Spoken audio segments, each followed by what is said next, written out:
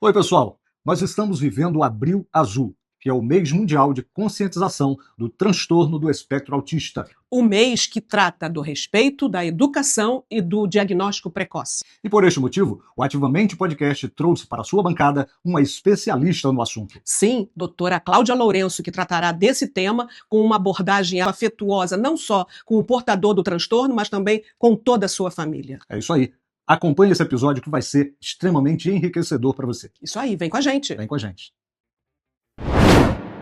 Olá, gente amiga, coisa boa estarmos juntos mais uma vez. Eu sou o Mano Dias. E eu, a Márcia Lopes. E você está no Ativamente Podcast, lugar que desperta a consciência. Aqui o nosso objetivo é romper paradigmas e provocar transformações. É isso mesmo, vem com a gente. E já aproveita a oportunidade para se inscrever no nosso canal. Se você ainda não é inscrito, se inscreve lá, né, Márcia? É verdade, é de graça. Não paga nada, pessoal. Você se inscreve, aciona o sininho das notificações para que você não perca nenhum dos nossos conteúdos. E se esse conteúdo for relevante para você, dê o joinha, dê o like e aproveita e compartilha com todos os seus contatos. Isso vai fazer toda a diferença. Toda a diferença. O que também faz a diferença, Márcia, é o nosso patrocinador. Sem dúvida, sem dúvida. Não só faz a diferença com a qualidade do material, mas porque tem patrocinado esse episódio. Tem patrocinado ativamente. E você que também está à procura de um profissional que possa te atender nessa questão de mídias sociais, gestão de mídia, marketing digital, tudo que você precisa para fazer um bom trabalho das suas mídias sociais e mídias em geral. É a Publicando Publicidade, design, web e marketing digital de ponta para você. Sim, né, uma empresa sólida no mercado há mais de 20 anos. Mais de 20 anos, pessoal, entregando o melhor material para você sempre. Então, está à procura de um profissional, quem eles procuram? Publicando Publicidade. Publicando Publicidade. Vem você também para Publicando Publicidade. É isso aí. Vamos tocando aqui com o nosso episódio, né, Márcia? É, porque a partir de agora, mano, a sua mente entra em movimento. É isso aí. Falando em movimento, Márcia, eu vou até colocar os óculos porque hoje nós vamos falar de um movimento muito interessante. Muito atual. Muito atual. E que causa, assim, muitas inseguranças. E eu estava aqui analisando, Márcia, quantas mães que já não se perguntaram em algum tempo de suas vidas: será que o meu filho está se desenvolvendo como deveria? Ah, meu Deus do céu, isso é a pura verdade, né? E quem nunca? E existe um momento em que parece que os estímulos naturais não estão funcionando. Exatamente. Aí entra o medo. Isso é fato, isso realmente dá muito medo, né? E se o caminho para resolver esse problema não for só a questão do diagnóstico, mas sim uma questão de conexão. De conexão. Para esclarecer essa e outras incertezas e dúvidas, a nossa convidada de hoje, nessa bancada, vai movimentar a mente de muita gente. Vai trazer né? muitos esclarecimentos. Muitos esclarecimentos. Quem é ela, Márcia? Ela é doutoranda em fonoaudiologia, com mais de 30 anos de experiência na área, nessa atividade. Ela é uma voz que une ciência e afeto de forma rara. Que bacana, hein? Está conosco no Ativamente hoje a doutora Cláudia Lourenço. Doutora Cláudia, seja bem-vinda. Olá, muito obrigada. Que honra estar aqui. Obrigada pelo convite, viu? Eu sou de verdade muito honrada por estar aqui. Espero agregar conhecimento e muito afeto. Ciência sem afeto é algo cartesiano demais e nenhum ser humano é um ponto com outro ponto que liga uma reta. Entre esses dois pontos existem muitas nuances, né? Então, a ciência sem afeto não leva muito longe. Não falei que seria de uma forma rara? Pronto. Olha aí. Você já está entendendo o que vem por aí, né? Cláudia, você fez a escolha pela fonoaudiologia lá no início. Fiz a minha escolha quando as pessoas não sabiam que era fonoaudiologia. O que você faz? Você está na faculdade, né? E eu muito novinha, muito pirralhinha. Tá fazendo o quê? Fonoaudiologia. Ah, legal. Mas é o que mesmo, hein? E por que eu escolhi a fonoaudiologia? Eu fiquei muito dividida entre a odontologia e a psicologia. Falei, vou fazer as duas ao mesmo tempo, porque eu era dessas. No final, eu encontrei a fonoaudiologia E eu falei, isso aí vai me levar pelos 2 caminhos. Olha que ingênua. Não, a fonoaudiologia tem uma identidade própria. Ela não é a união dessas 2 ciências. Acima de tudo, ela é cérebro, né? Ela é a comunicação em todas as suas vertentes. É claro que isso inclui toda a parte orofacial, em se tratando de de odontologia, e inclui toda a emoção em se tratando de ser humano. Mas a fonoaudiologia é única e eu levanto muito essa bandeira. Que bacana, né? Faz com o coração, faz Eu com a alma. Tá faço envolvida. visceral. Ela passa isso pra gente, né? Transmite de uma forma muito especial. E quando você decidiu ingressar na fonoaudiologia, em que momento você percebeu que o desenvolvimento infantil iria muito além da fala? A fonoaudiologia, ela é uma ciência muito metida, eu digo. Ela se mete com a neuro, se mete com a odonto, com o otorrino, e assim foi o meu processo acadêmico. Terminei a faculdade, eu fui fazer um concurso, só tinha uma vaga, ela foi, a pirralhinha conseguiu passar. Qual era esse trabalho?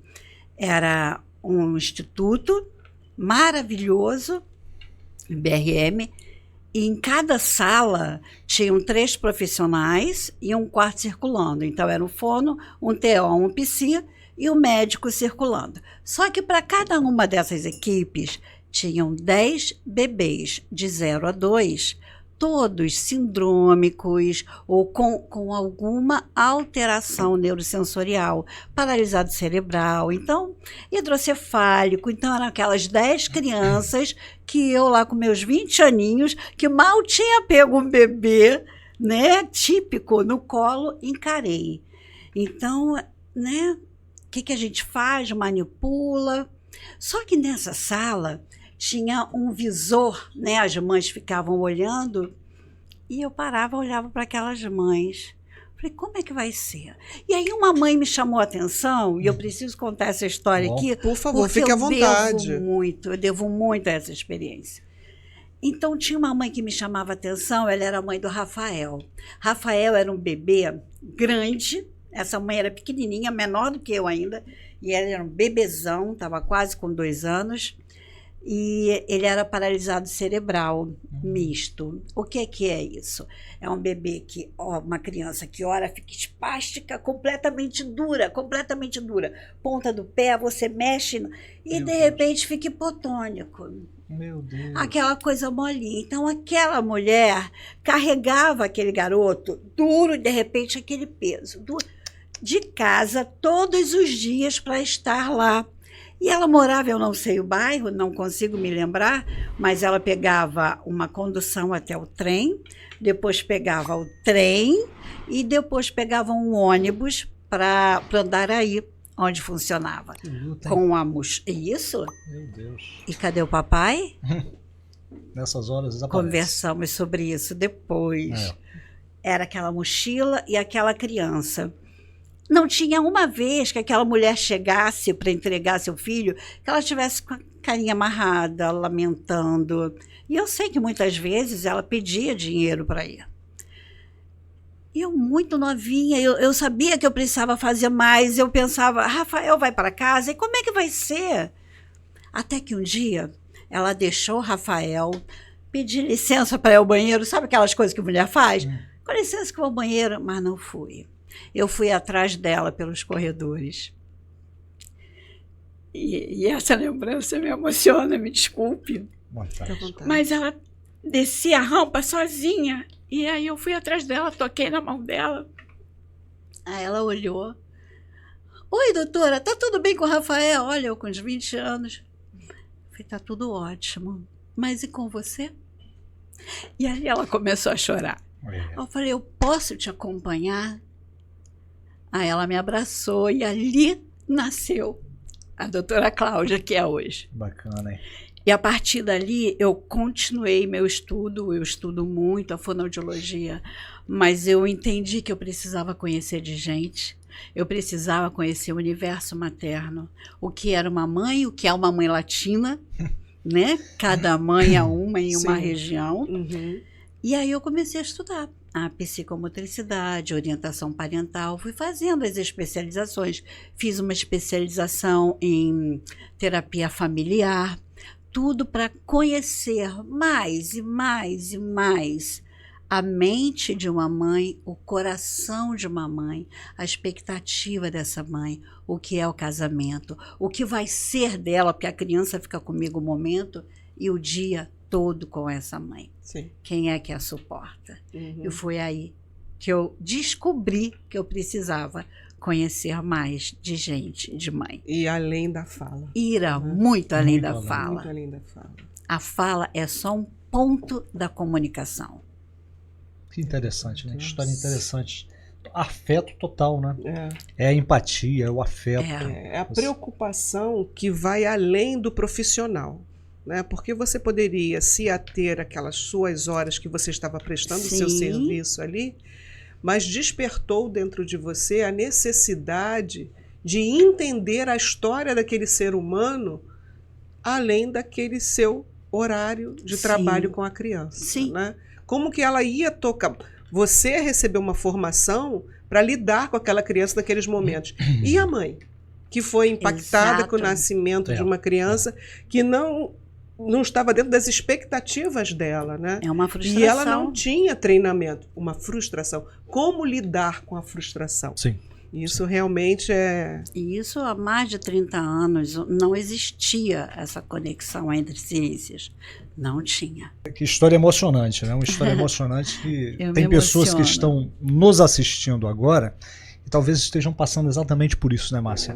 Pessoas que não foram pegas de surpresa com uma situação dessas. A pessoa, uma mulher que está grávida, uma família que está esperando um filho, espera sempre que ele venha saudável, bem, de repente chega uma criança com um problema assim e é pega de surpresa. Mas ainda bem que hoje a gente tem aqui a doutora Cláudia que vai dar dicas importantes para que você que Com está passando por certeza, isso para lidar não possa só lidar. com a situação Uhum. da criança, com os problemas dela, mas lidar consigo mesmo de uma questão por um ângulo emocional, né? Como você vai se entender, como você vai se cuidar, enquanto mulher, enquanto mãe, enquanto esposa, dona de casa, porque às vezes, mano, a mulher ela é tão ativa, né, Cláudia, tão ativa que as pessoas esquecem que ela tem sentimento, que ela tem É emoção. verdade. E que muitas vezes esses sentimentos, essas emoções são frustradas. É Né? verdade. São São- frustradas porque ela não alcança o resultado que ela tanto lutou para alcançar. E ela tem que saber lidar com isso para não descontar nem na família, nem naquela criança, e nem ninguém, nem sabe? si. E nem nem em si. si. Falou tudo. É. E nem em si, porque muitas acabam descontando em si próprias. Certo, Agora, já- uma pergunta. Quais são os sinais, assim, sinais de alerta mais comuns que os pais às vezes ignoram em relação às crianças quando apresentam um desenvolvimento diferente e às vezes os pais não ficam em alerta e aquilo acaba se prejudicando a criança? Tem alguns sinais que os pais devem ficar atentos? Vários, assim. É muito abrangente, tá? Sim. Estamos falando de neurodivergência, mas considerando que estamos em abril, Uhum. que é o mês da consciência mundial do autismo, vamos atentar para esse caso? Bacana, Pode bacana. ser. Vamos. Pode ser. Então, até um tempo atrás se dizia que precisava que a criança crescesse para fechar um diagnóstico. Hoje nós já entendemos que a partir de bebês nós já podemos perceber sinais indicativos de autismo. Não tem como atestar um nível 1, por exemplo. O autismo tem 3 níveis, nível 1, 2 e 3 de suporte, Uhum. dependendo do seu grau de dependência. Não tem como atestar, mas tem como sinalizar. E muito mais importante do que um diagnóstico é essa presença, essa perspicácia para se entrar com trabalho, com tratamento, com estímulo Uhum. cerebral, tá? Então, um bebê que deitou para amamentar, uma madeira, não sei, e ele não olha para a mãe. Percebe que a visão do bebê, do RN, do recém-nato, ela é bem limitada. Mas é exatamente essa distância do palmo, tá? Do rosto do bebê para o rosto da mãe. É a primeira conexão. E o bebê ali, ele não olha, ele desvia o olhar, ele não foca na mãe. E isso já chama muito a atenção. Estou falando de um bebezinho, tá? Pode ser que seja uma hipersensibilidade sensorial dessa criança, desse bebê. Ele não consegue. E o sono? O sono é um dos grandes indicativos. É aquele bebê que não dorme hora nenhuma. É claro que o bebezinho, ele está começando a criar uma rotina. Estão começando a se conhecer. Mas o sono do bebê atípico é gritante. É não dormir tempo inteiro. Eu tive uma criança, graças a Deus, hoje ele é muito bem sucedido, foi maravilhoso, mas enquanto criança, ele não dormia. A mãe era uma executiva e o pai um piloto. E eles não dormiam. E com essas duas profissões de alta concentração e atenção. Imagina. Paradoxo bem, terrível. Eles precisaram, o que a gente vai fazer? Vamos ter que escolher quem é que sai da carreira. Olha isso. Gente. Porque não conseguiam dormir por mais de 2 anos. Que loucura, hein? E quando eu falo não conseguir dormir, não é dar o cochilado, sabe? É deu um cochilado e acorda gritando, parecendo que vai quebrar o berço, e você chama e a criança não consegue acordar de fato, dorme um pouquinho e gritaria de novo. É exaustivo. Então, o sono, para mim, é algo muito sintomático, sabe? É muito sinalizador, melhor dizendo. Então, temos a amamentação, o sono, quando já está mais velhinho, a interação com outra criança. Ah, não, mas meu filho brinca, olha, tem as criancinhas ali, meu filho está lá no meio, mas não sabe o que está fazendo. É aquela criança que as outras estão querendo brincar de pique, ele está ali, ó, correndo, mas desordenadamente.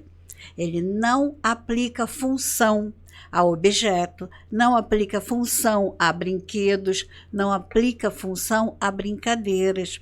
Por exemplo, é uma criança que prefere brincar com uma tampa de panela rodando do que com o boneco, que o boneco vai dormir, vai acordar, vai andar. Que prefere virar um carrinho, ficar rodando a roda, do que fazer o carrinho, fazer os sons. Perfeito. É uma criança que tardou a falar ou falou muito cedo. O nível 1 contrário também.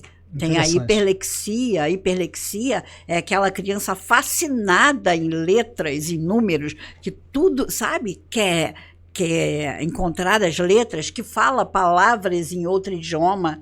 Como que fala em outro idioma? É a hiperlexia. Também é um sinal, tá? Que pode estar associado a uma superdotação. E isso tudo só com acompanhamento para você identificar. Isso, eu estou mostrando aqui coisas que a mãe pode ver. Ué, meu filho, de todas as brincadeiras, prefere a panela do que o brinquedo. Isso são sinais de alerta. São sinais. Meu filho não dorme. Agora, aproveitando um gancho dentro dessa questão que a senhora falou da fala, né? Por exemplo, a minha filha mais velha, o filhinho dela, ele demorou um pouco a falar. Ele já tinha, não sei, uns 2 anos assim, e não falava aquela coisa bem pouquinho, né? Não falava palavras completas, bem pouquinho mesmo. E ela tinha uma preocupação muito grande. Dizia, poxa, ele não fala e tal, tem que levar na fonoaudióloga para ver o que é, porque ele não fala. Não, mas ainda é novinho, daqui a pouco ele vai melhorar. E ele começou mesmo a falar, acredito eu, que com uns 3 para 4 anos, que ele realmente desenvolveu. Esse período é natural da criança? Não é. Com 2 anos, nós já esperamos, tecnicamente, já esperamos que a criança comporte umas 50 palavras, com função. Pensa que tudo que eu disser aqui é trabalhado na função. Tá? A criança pode até falar, trator, bola, mas não dá significado. Então, com essa idade, 2 anos, nós esperamos em torno de 50 palavras e que essa criança construa frases, ainda que fale errado, com 2, às vezes até 3 palavras. Por exemplo, mamã, boia. E nós entendemos que mamãe me dá a bola. Perfeito. Tá? Então, nós esperamos essa construção. E isso evolui muito rapidamente. Com 2 anos e meio, ela já precisa ter clareza, ser entendida. Já sabe o que está pedindo e já sabe Com por 2 que já está sabe. negando. Com Já 2 tem uma já tem que cognição, né?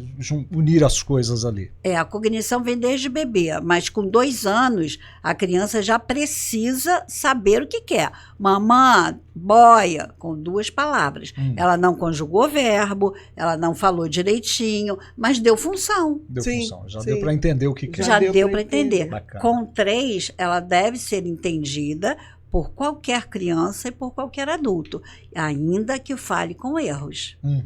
Tá? Esse é um grande indicativo. E assim, os pais, como estimular, por exemplo? Tem um filho, 2 anos, que ainda não consegue. Como é que os pais podem estimular isso? Porque às vezes causa até medo dos pais, né? Poxa, meu filho não está conseguindo. Como é que se estimula isso? Apaga a tela. Acaba. Televisão. Nós abrimos uma caixinha de perguntas, Sim, Cláudia, sim. e uma das perguntas é exatamente essa. Isso. O mal que a tela pode fazer para o desenvolvimento Todo. das crianças. Todo. Nós vivemos uma geração completamente adoecida. Verdade. E quando eu falo vivemos uma geração, eu falo a geração do meu filho, por exemplo, que tem 19 anos. E são consequências que dá dor. Dá muita dor, porque lá atrás foi um uso de tela indiscriminado. E essa geração atual recebe ainda muito mais estímulo. Na época do meu filho, por exemplo, tinha os desenho animado, e eles ficavam. Hoje em dia, os desenhos animados são todos trabalhados para criarem vício. Como assim? No tempo de corte, na coloração, nos sons. Então, aquilo cria vício. Como que cria vício? Já é preparado com objetivo. Fazendo uma descarga de dopamina, que é um hormônio que traz um prazer rápido e acaba rápido. E aí nada mais tem graça. Tudo vira um tédio. E a criança, o jovem, não suporta e a criança não vai suportar. Então aqui cabe até, Márcia, a gente dá aqui um recado para os pais que estão nos assistindo aqui. Você que, às vezes, a criança está lá fazendo arte, a criança é normal, né? Toda criança, se a criança não faz arte, meu amigo, minha amiga, se a sua filha, o seu filho não faz arte, é porque ele está com algum problema de saúde. A criança tem que fazer bagunça mesmo. Isso. Agora, não cabe aos pais pegar um celular, por exemplo, um tablet, toma aqui, vai se distrair. Não é isso, Porque doutor? a criança não vai se isso. distrair. Pelo contrário. Essa semana eu peguei uma avaliação e aí eu falei sobre isso, né? Falei, não dá para dar tela mais para essa criança, por favor. Pai, não, doutora, não vou dar. Mas olha, a gente gosta de almoçar fora e não tem como. Nesse momento eu vou dar porque dá muito trabalho. Então eu prefiro dar tela. Falei, então você vai escolher. Você vai ter trabalho agora, onde você pode sustentar uma criança, ou você vai ter muito trabalho daqui a 10 anos, quando ele estiver quase da tua altura, e você não puder mais controlar nada. É uma escolha. É verdade. Então Nossa, é agora. Isso é muito forte. Você sabe que isso muito sério. movimenta a nossa cabeça de uma forma violenta. Violenta. Por quê? A gente tem conhecidos, amigos, pessoas do nosso círculo de relacionamento que têm filhos pequenos e utilizam a TV ou o celular como uma ocupação para a criança. Virou uma babá, verdade. Para que eles possam fazer outras atividades corriqueiras do dia a dia. Então deixo meu filho, boto naquele desenho e a criança fica estatelada diante da tela. Fica viciada. Tira aquilo. Vocês já viram um bebê em abstinência? Vocês já viram? Vi vídeos, já. Eu já vi em consultório. Meu Deus do céu. Já vi em consultório. não sei nem explicar a dor que dá aquilo, sabe? A abstinência da tela. Da tela. Sim, é vício. É a mesma área cerebral responsável pelo vício em cocaína e pornografia. Meu Deus. É a dopamina, é o rápido, é prazer rápido. E por ser um bebê, uma criança, o prejuízo é ainda maior, né, Luta? É claro, porque nesse momento a plasticidade neural, ela está sendo... né? Você imagina a nossa mente, o nosso cérebro, como se fosse a copa de uma árvore. Nós somos o tronco, aqui está a copa. Uhum. Quando a folhagem, os galhos crescem muito, se corta Podar. para crescerem mais bonitos. Isso. E acontece naturalmente, a poda neural. Então a criança aprende, naturalmente o cérebro manda embora, mas isso tem um tempo. Quando ele tem muito estímulo de tela, tanta informação, a poda neural vem, joga fora o que não presta e joga o que presta também. Então, aquela criança que falava, que engatinhava, para tudo. Prejuízo total. Total, gente. A tela, olha, eu peço perdão por lá atrás ter permitido ao meu filho, sabe? Não se tinha tanta informação, né? Hoje eu sou uma especialista em neurociências também, e eu vejo o quanto que é nocivo, o quanto que é corrosivo. Essa geração de hoje, de meninos e meninas com, posso dizer, de 18 a 20 anos, é uma geração adoecida sexualmente, inclusive. Meu Deus. Inclusive. Mas por que, Cláudia, que você traz essa temática? Isso é em virtude de quê? De tela. Lembra que eu falei que é a mesma área responsável pelo vício em pornografia, e pela falta de contato. E essa geração ficou privada de contato pele-pele, olho-olho, por conta da pandemia. Então, toda a área de relacionamento era através de tela. Tudo que se aprendeu era de tela. E aí, eles não sabem como se relacionar, não sabem... Causou uma perda, né? Completa. E como resgatar isso, Cláudia? Existe algum estudo, algum método, alguma forma da gente... Chegamos nesse estágio. Muito bem, chegamos nesse estágio, aí eu entendi que estava tudo errado. Dá para consertar? Ou pelo menos tentar consertar? Precisa tirar a tela. Conscientização dos pais. Conscientização dos Primeira pais. Coisa é conscientização dos pais, né? Começa por aí. Entender que os filhos podem não aceitar muito bem, porque já estão condicionados, mas insistir nessa informação. Olha, isso está acontecendo porque lá atrás foi assim. Tira a tela, troca a tela por um livro. Um livro. Isso aí que eu ia te perguntar. Que é uma outra área do cérebro que está adormecida. Essa questão da tela, o excesso de tela, o excesso de informações como um todo, depois dessa ascensão da internet, é claro que isso assim aumentou de uma forma absurda, né? Porque, por exemplo, a televisão ela existe já há muitos anos e nós viemos de uma época em que a tela era a TV, né? Os desenhos e tal, enfim. E eu lembro que eu sou de uma época em que tinha o horário que a gente poderia ver televisão até determinado horário. É porque existia até uma escala de Existia, a partir dessa hora. Eu lembro, tinha uma mensagem que dizia: atenção, senhores pais, terminou o horário liberado para menores de 18 anos. E meu pai já falava logo: pode sair, vai. É isso. Acabou, não assiste mais, e a gente parava e não assistia mesmo. Que hora seu pai chegava em casa depois do trabalho? Sempre final da tarde, 18 horas. Final da tarde, 18 horas. Hoje os pais chegam em casa às 20, 21. Não tem mais isso. Muita coisa mudou, né? O mundo dormiu de uma forma e acordou de outra. É verdade. Tá tudo muito perigoso. E por conta disso, nós vemos crianças hoje, bebês e crianças, e pais completamente desregulados. Mas, pode falar. Completando aquele raciocínio, a gente tinha naquela época um limite de horário, um limite de tudo. Hoje as coisas são meio que sem limites. Se você assistir determinados programas no horário nobre, só presencial. Você está falando de TV. Sim, né? De TV. Que você ainda pode, de certa forma, controlar. E o celular? Pois é aí onde eu ia chegar. né? Isso, a TV você ainda conseguia controlar, tinha o horário, e hoje em dia, até no horário nobre, horário que passa desenho para criança, você, como a doutora Cláudia falou, os desenhos já são manipulados para atingir intencionalmente. E até nisso a pessoa tem que tomar cuidado. Tem que tomar cuidado. E aí, se na TV a mãe ou o pai desliga, não, nesse horário não. Mas se a criança tem acesso a um celular, acabou. Piora tudo. Piora tudo. E na nossa época, nós víamos a TV de tubo. Hoje as TVs fininhas, elas emitem uma luz azul, que até mesmo quando de olhos fechados, não, ele está dormindo aqui na minha cama, deixa o bebê dormir, eu vou ver a televisão no quarto. Até mesmo com o olho fechado, a luz passa pela pálpebra. Meu Deus. Sim. Atinge o olho, vai mais sério do que a gente possa imaginar. A gente então pensa, cortar gente, muito a tela, complicado. não dá para administrar. Até 3 anos, corta a tela. Isso é o que é dito. Agora me diga, com 18 anos, a criança pode beber e pode fumar. Né? O jovem está liberado socialmente. Sim.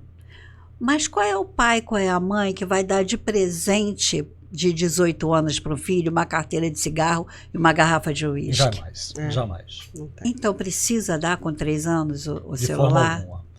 É um paralelo bem interessante, porque o prejuízo acaba sendo bem semelhante. Você né? vê que a perspectiva que ela traz hoje pra gente é uma perspectiva de responsabilidade. Sim. Se você entende que, mesmo aos 18 anos, ele estando liberado para chegar em qualquer bar, qualquer boate e comprar bebida alcoólica, você, enquanto tutor, pai ou mãe, você jamais fará Não vai isso, ofertar isso, seu presente jamais. de aniversário de 18 anos. Jamais. Isso. Porque você entende o mal que aquilo vai fazer na cabeça do jovem, causando uma dependência, um vício. Com certeza. E, no entanto, os pais hoje têm feito exatamente isso. Sim. Só que com uma criança de 3, 4 anos. Com uma criança. E tudo isso por conta de um sistema, né? Porque os pais precisam ganhar cada vez mais.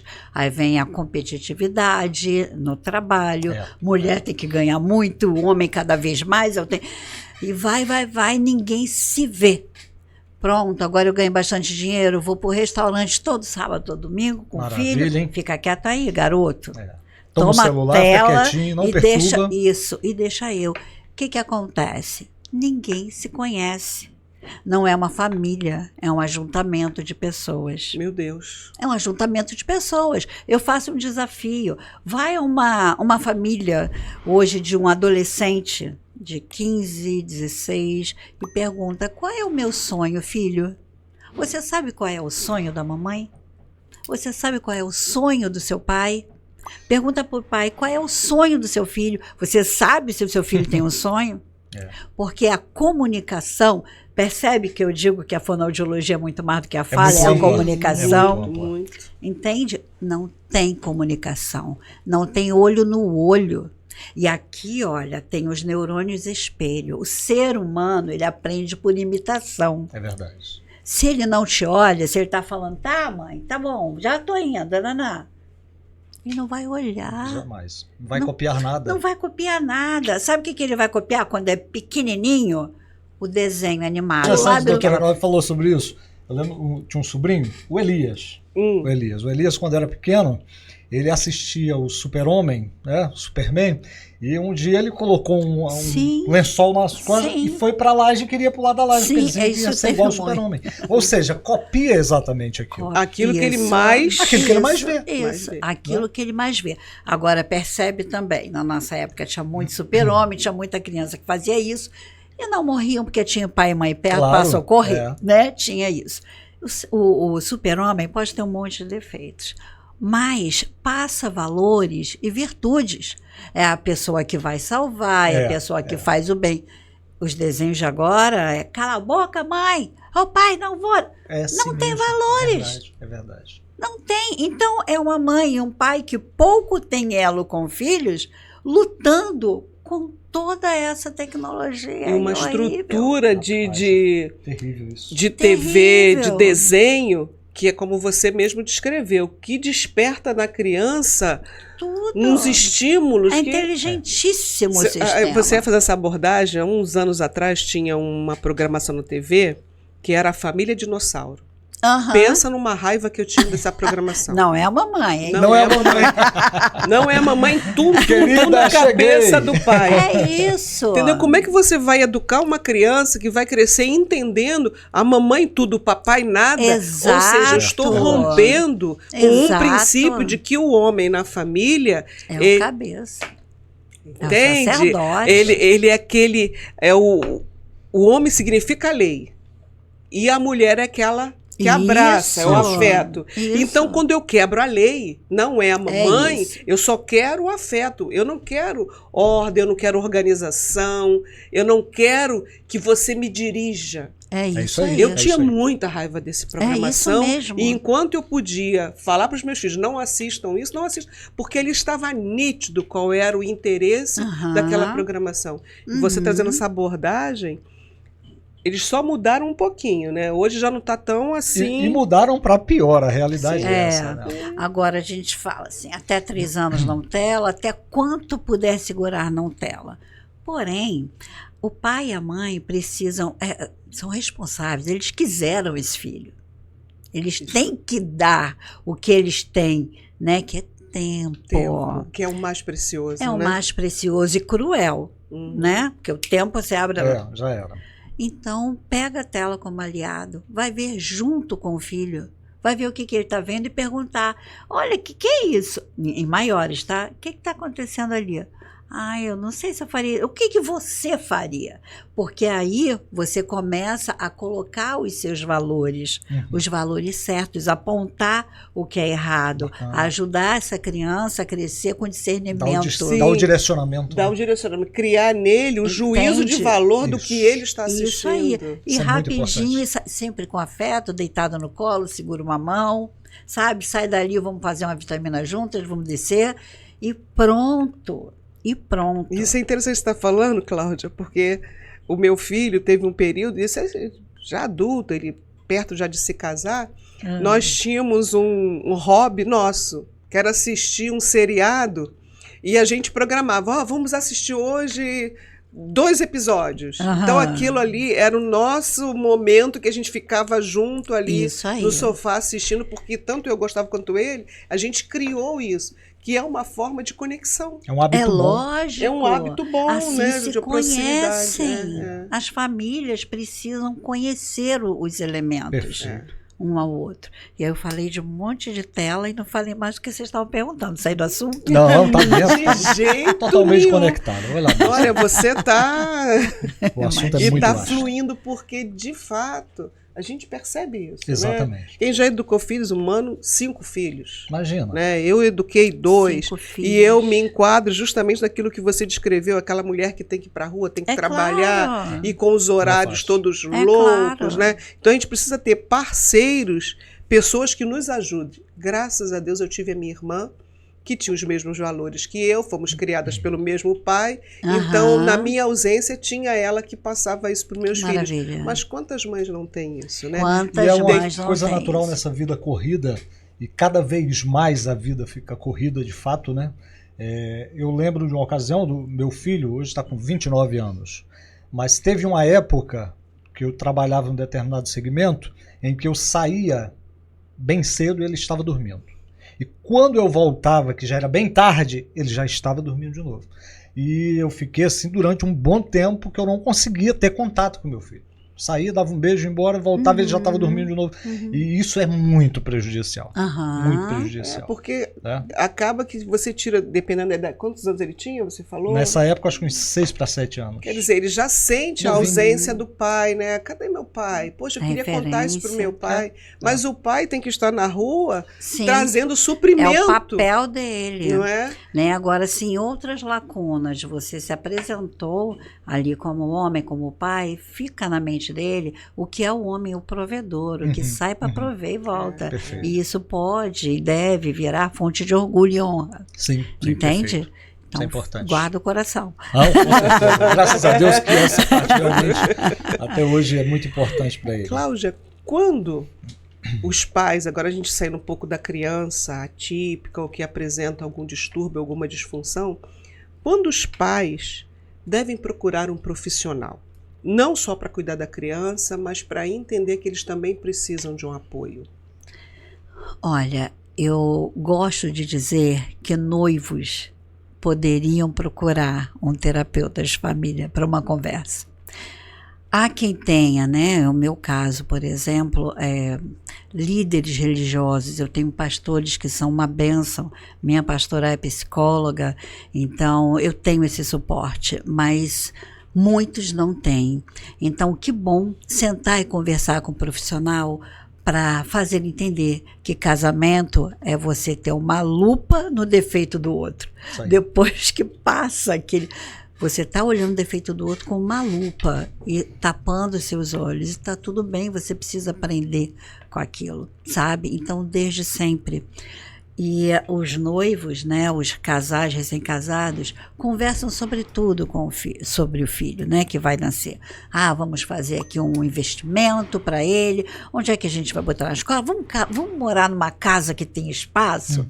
Mas eu não conheço, eu tenho 33 anos de carreira, um casal que se preparou para ter filho, que conversasse assim: como é que vai ser a educação dele? Como é que vai ser a regra do limite? Como é que vai ser a disciplina autoritária, sabe, permissiva? Como é que foi a sua educação? Então, nesse sentido, eu acredito, eu estimulo que se procure ajuda antes que a criança nasça. Ok, a criança nasceu. Quando é que vai procurar uma ajuda fonoaudiológica? Se a mãe tem dor no seio, se o peito rachou, se sangra, se não consegue amamentar, se o amamentar é um sofrimento, se a criança não ganha peso, se acontece qualquer um desses sinais e sintomas durante a amamentação, é fono. Uma fono que tenha um trabalho de consultoria de amamentação. Porque amamentar é uma bênção, é maravilhoso, não tem que gerar dor. O amamentar é a primeira conexão. Lembra que eu falei que é um palmo? Então, como é que vai ser esse olhar se a mãe está se contorcendo, está cheia de dor, tira. Não tem como. Então, a partir daí, se procura um profissional. Desde recém. Muito interessante. Né? Então, isso, um diagnóstico precoce acaba mudando a situação, pode mudar toda a situação. Completamente. E eu nem gosto de falar diagnóstico, porque para mim, diagnóstico é o que menos importa. Sim. Eu gosto da intervenção. Vem para mim. Será que é TEA? Vai demorar um pouco para ver. Mas não tem que demorar para cuidar do que apresenta. Então, o TEA, né, o transtorno do espectro autista, tem 3 níveis de suporte. Sim. A criança pode ser verbal, averbal, qual é a autonomia. Mas, da mesma forma que ele pode evoluir do nível 1 para o 2, do 2 para o 3, se retardar essa ajuda, tá? Nós podemos trazer para um nível mais baixo. Lembra aquele casal que eu falei que a mãe precisou parar, executiva, tudo? Hoje esse menino está estudando em outro país, ele tem uns 20 anos, ele é praticamente assintomático, ele é autista, sempre será autista, mas tem uma namorada, está fluindo, sabe? Porque já é lindo. E eu tenho muito orgulho desse caso, porque lá desde bebê ele foi trabalhado e a família também foi trabalhada. Você vê a importância do acompanhamento correto, né, de um bom profissional para dar o direcionamento, porque as famílias ficam de fato muito fragilizadas. As famílias se desmancham no primeiro ano.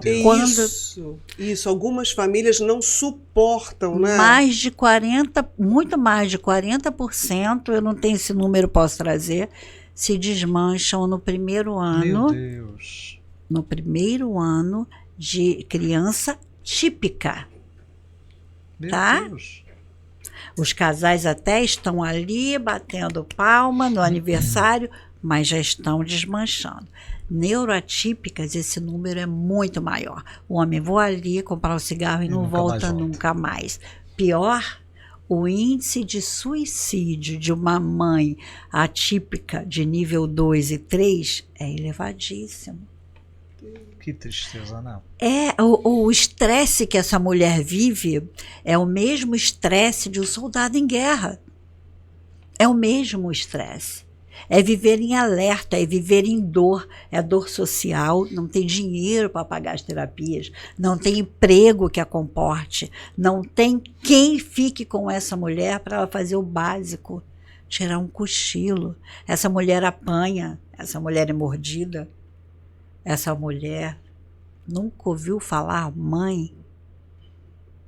E é uma das maiores emoções que eu tenho quando meu paciente fala mamãe.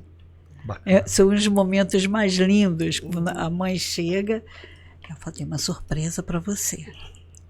Fala, mãe! Que bacana, hein? É lindo demais, é lindo. Uma evolução e tanto.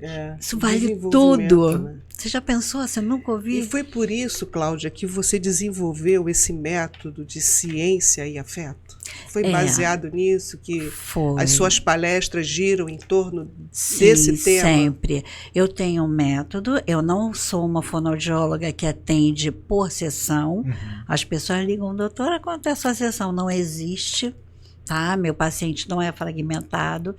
Eu tenho um método diferente. Primeiro ele vem para uma avaliação, essa avaliação começa com um questionário, depois eu peço para que me filme a criança em determinados momentos, pode ter seletividade, o sono, e eu já começo a avaliar ali, depois vem para o consultório só a mãe. E nesse ponto, que eu carinhosamente chamo de café das meninas, que não existe a doutora, não, é a Cláudia mãe, que tem um conhecimento com aquela mulher que tem muito conhecimento para me passar. E ali nós ficamos mais ou menos 2 horas conversando, claro, sobre tudo, desde intraútero, porém sobre quem era ela antes de maternar, quais são as suas expectativas, suas frustrações, quem ela é agora. Eu conheço ela para ver até onde eu posso levar naquele momento sem sobrecarregá-la. Ela precisa de leveza. Às vezes, mesmo tendo um marido amoroso, ela não consegue falar. Ela não consegue. Mesmo ela tendo uma amiga de fé, ela tem vergonha de mostrar que não estou dando conta. Sabe? Então, eu sou essa para caminhar com ela. E a partir dela, eu conheço a criança. Eu desenvolvo um protocolo unindo todas essas ciências que eu desenvolvi, né? E ali nós trabalhamos a criança. Que método bacana, né? Nossa, muito. Porque você percebe que ela faz o caminho inverso. O caminho que cientificamente é seguido, qual é? Traz a criança. Mas você não sabe como é aquela criança. Exato. Com a mãe, com o pai. Você não sabe o que aqueles pais estão vivendo, o que eles vivem, como é o relacionamento entre eles, o que essa criança tem presenciado dentro de casa. Com certeza. Como é que você vai tratar sem conhecer? Não tem como. E eu digo que a criança, a mesma criança, são 3. Ela é uma em casa, outra na escola e outra no consultório. Isso aí eu Não concordo com você Então, plenamente. Então, mesmo que a mãe diga que ela é assim, eu preciso que filme para eu ver. E ainda tem a questão da seletividade alimentar, que é uma dor absurda. Eu tenho uma conhecida que o neto dela passou por um momento assim, ele é autista, já diagnosticado, enfim, faz lá os tratamentos, mas que ele não aceitava comer nada, e a criança foi, e de fato ela falou, ela chorava, eu não sei triste. mais o que fazer. Ele gostava de biscoito recheado, e aí ele não comia mais nada. Nada, absolutamente nada. O arroz, o feijão, de jeito nenhum. Não gostava de comida mole, não gostava de comida dura, não gostava de comida assim, não gostava... Aí tomava Nescauzinho, depois parou de tomar. Não quero mais. E, de fato, não comia. Não comia. Não comia. Ou não come a não ser no mesmo prato. Isso acontece porque a previsibilidade é o que sustenta a emoção do autista, sabe? Então, saiu da previsibilidade, entra em crise. É como se tirasse um chão, né? E entra em crise mesmo. Uma crise sensorial enorme. Então, lá no tempo das cavernas, nós precisávamos, isso é antropológico, nós precisávamos ter essa diferenciação do alimento. Olhei para essa erva, eu já sei que ela vai me fazer mal, então não vou comer. Nós temos aquilo, por isso criança não gosta muito do verde, sabe? É essa a questão. O autista tem muito disso, tem um medo, além de sentir um desconforto sensorial muito, muito grande, com cheiro, com sabor, com textura. Então, o que é granuloso é o caos para ele, sabe? Geralmente. O que é colorido causa medo, causa ojeriza. Então, ele recusa. Esse todinho, possivelmente ele provou de outra marca e viu que não era bom.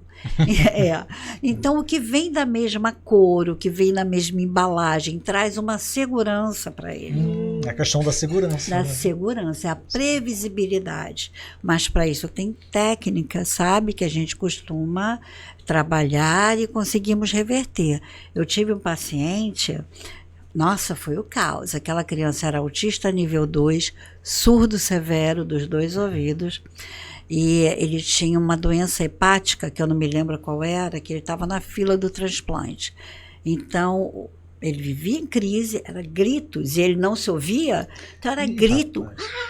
O consultório era uma loucura, era aquilo. O que essa criança comia? Só aquele biscoito fofura. Sim. A mãe tinha que ir para uma estação de trem para comprar um do mesmo. Só comia aquilo. E a mulher chorava porque aquela criança precisava estar muito bem nutrida para quando a fila do transplante chegasse. Você já pensou isso? Meu Olha. Deus. Fatal. Que angústia que a mãe estava vivendo. É aí onde a gente fala da falta de acolhimento para essas famílias atípicas, né? Muito. As mães atípicas, as famílias como um todo. E é de todo mundo. Os profissionais de saúde de outras áreas, até mesmo da minha área, tá? Médicos, não têm ainda a percepção do quanto é o autismo. Porteiros, eu acredito que todo mundo precisaria passar por um treinamento. Porteiros, professores de academia, sim, supermercado. Porque uma crise de meltdown é quando a criança recebe uma carga sensorial que para ela é muito grande, a criança sai de si e difícil de voltar. E quem olha está fazendo birra. Se fosse meu filho... Ainda tem isso. Né? Ainda o julgamento, tem isso. o julgamento. E aquela mulher que já vive no estresse, lembra dos soldados de guerra? Sim. Acaba falindo.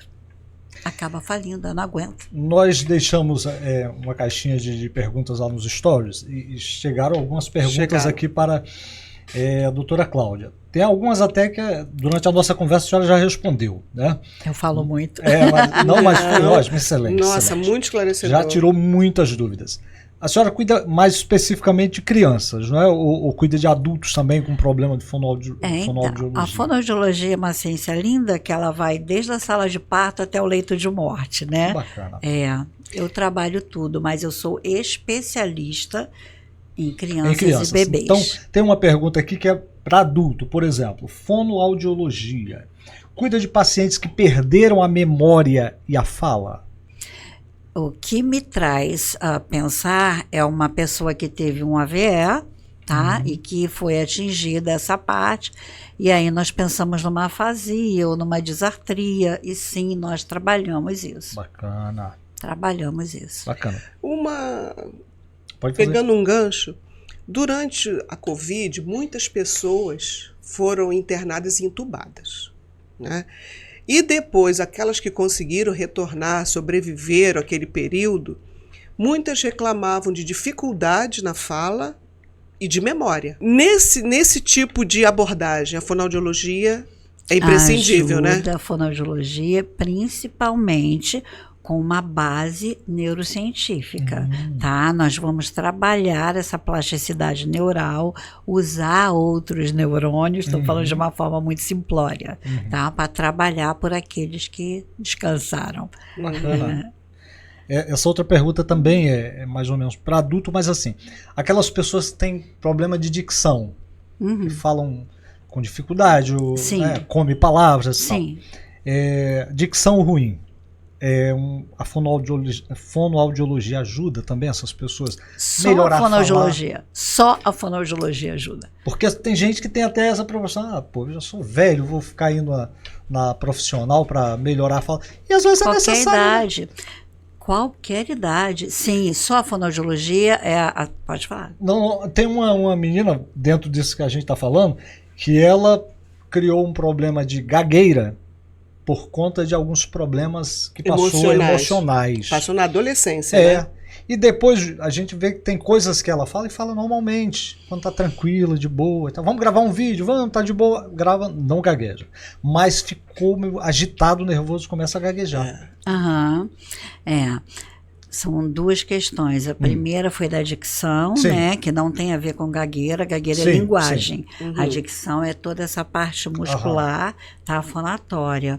A fonoaudiologia é a única ciência que trata das duas queixas que você me passou, tá?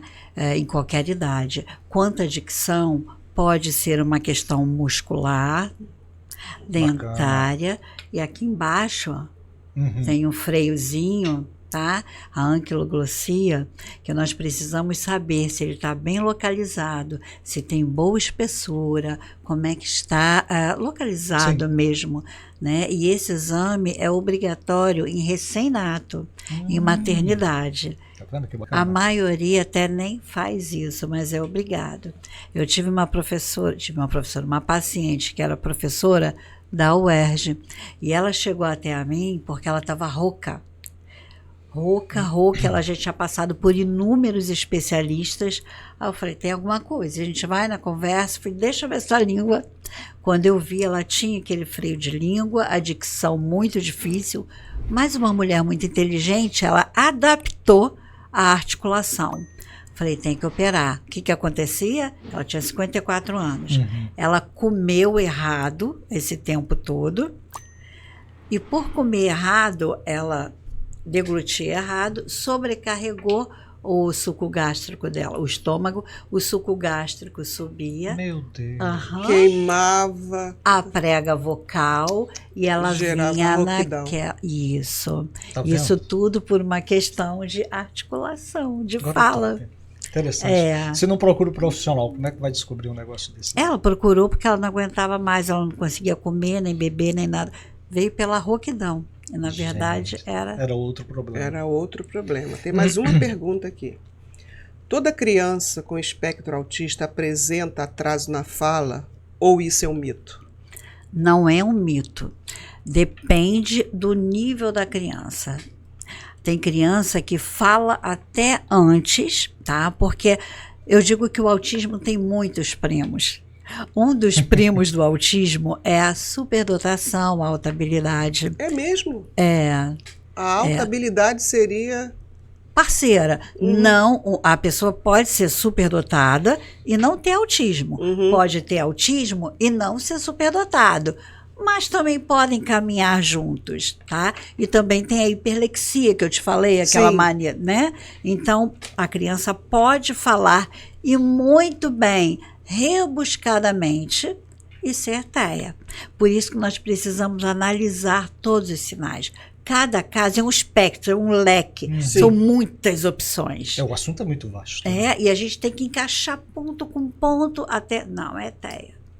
Meu Deus, você já viu que a gente vai ter que trazer a doutora Cláudia para falar, porque tem muita coisa aí. Tem que estudar, tem que estudar muito. coisa. Um profissional responsável Olha, tem que são estudar muitas muito. mãezinhas que estão nos assistindo agora Muita e gente. que talvez tenham vivido um longo período sem entender o que estava acontecendo com o filho. Né? E com ela e com o pai, porque eu falo, o fruto não cai longe do pé. Dá uma olhada como é que o papai é. Papai é daquele jeito que não gosta muito de socialização. Pois é. Papai tem manias, papai gosta de um ritual, sabe? Tem que analisar tudo, né? Analisar, porque a condição genética é fortíssima.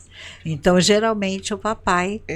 Nós temos ouvido falar muito em adultos que foram diagnosticados com TEA.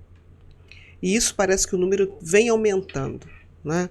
Mas vem aumentando por quê? Porque recebemos mais conhecimento. Exatamente. Exatamente. Hoje, graças a Deus, nós estamos tirando as máscaras do autismo, sabe? Muito lá atrás, o autismo era diagnosticado como esquizofrenia, como qualquer outra doença psiquiátrica. Mais lá atrás ainda, aqui mesmo no Brasil, para mim tem a maior das vergonhas, que foi o trem de Barbacena. Não sei se vocês já ouviram falar. Barbacena, em Minas. Sim. Então, todas as crianças que tinham alguma diversidade eram colocadas ali e levadas para o manicômio. As mães, os pais tinham vergonha, não sabiam o que fazer, tinham que esconder aquela criatura. Então, era tudo. Toda e qualquer dificuldade, deficiência, ia para lá. E chegava lá naquele manicômio, não tinha suporte, não tinha profissional, não tinha cuidado, não tinha toque, não tinha fé, não tinha nada. Esse livro é de fazer chorar, procurem. Imagina o sofrimento. Procurem, tem vídeo, é muito sofrimento. É o Holocausto brasileiro. É uma vergonha. Então ia para lá. Ninguém sabia, o autismo era uma vergonha. Hoje em dia já se sabe que não, que é uma condição neurodivergente, que há formas e formas dessa criança se superar. E aí o adulto acaba se reconhecendo, olha, eu fui uma criança, como se diz, esquisita. Eu era aquela criança que não interagia na sala. Eu era rotulada. Sabe? E as meninas, a mulher é muito mais difícil de ser diagnosticado do que o homem. E aí começa a ver. E tem um filho, o filho é diagnosticado, o profissional fala, vamos fazer o teste em você? Vamos ver de onde é que vem? Porque o autismo nível 1 de suporte até está se querendo fazer uma outra separação, porque o autismo nível 1 é muito diferente do nível 3. O nível 3 é aquela criança que não tem muita consciência, que se bate, que se machuca, que não fala, usa fralda até morrer, entende? É e o nível severo, 1 não, né? O autismo nível 1 é aquela pessoa que está ali com a gente, que tem a vida social, mas tem as suas debilidades emocionais. Tem muito indício de suicídio. Caramba. Tá? E aí a gente vai chegando nesse diagnóstico. O assunto é terrível. Esse assunto ele é bem amplo, abrangente. E de antemão a gente vai deixar um convite para você retornar nessa bancada. Precisamos conversar mais sobre para a isso. gente falar mais sobre isso, esclarecer mais, poder orientar e ajudar as pessoas que de repente, caramba, eu estou vivendo isso e não sabia, não tinha ideia que era isso que estava acontecendo. Cláudia, se você pudesse deixar uma única mensagem para as nossas seguidoras, as mães que estão inseguras, com tudo que foi colocado aqui, de repente elas, caramba, uma situação como essa eu tenho vivido, eu já vivi, que mensagem seria essa? Eu vou deixar aqui duas orientações muito carinhosas. A primeira é a que eu sempre falo nas minhas palestras. Siga uma ou duas pessoas, no máximo, nas redes sociais. Procura conhecimento em pesquisas e livros.